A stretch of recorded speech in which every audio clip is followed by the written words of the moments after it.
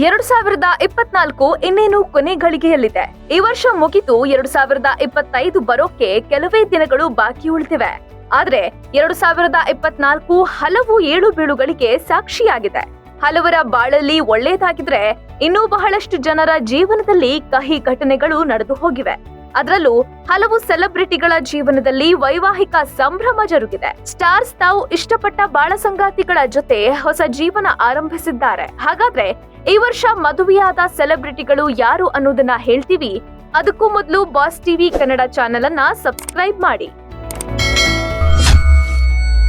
ಬಾಲ್ಯದ ಗೆಳೆಯನ ಜೊತೆ ಕೀರ್ತಿ ಸುರೇಶ್ ಕಲ್ಯಾಣ. ದಕ್ಷಿಣ ಭಾರತದ ಖ್ಯಾತ ನಟಿ ಕೀರ್ತಿ ಸುರೇಶ್ ತಮ್ಮ ಶಾಲಾ ದಿನಗಳ ಗೆಳೆಯನ ಜೊತೆಗೆ ವೈವಾಹಿಕ ಜೀವನಕ್ಕೆ ಕಾಲಿಟ್ಟಿದ್ದಾರೆ.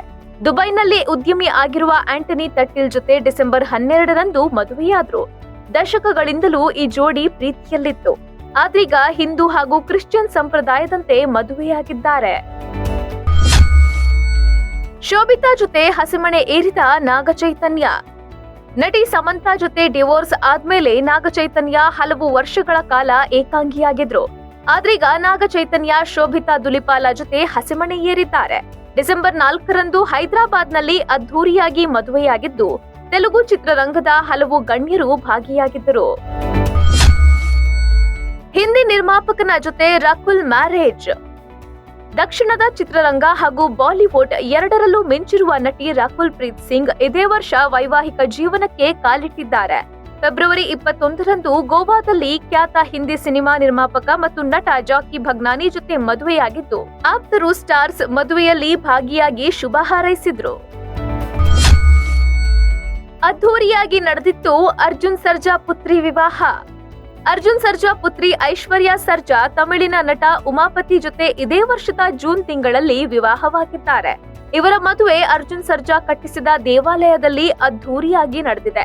ಇನ್ನು ಐಶ್ವರ್ಯಾ ಗಂಡ ಉಮಾಪತಿ ಹಾಸ್ಯ ನಟ ತಂಬಿ ರಾಮಯ್ಯ ಅವರ ಪುತ್ರ.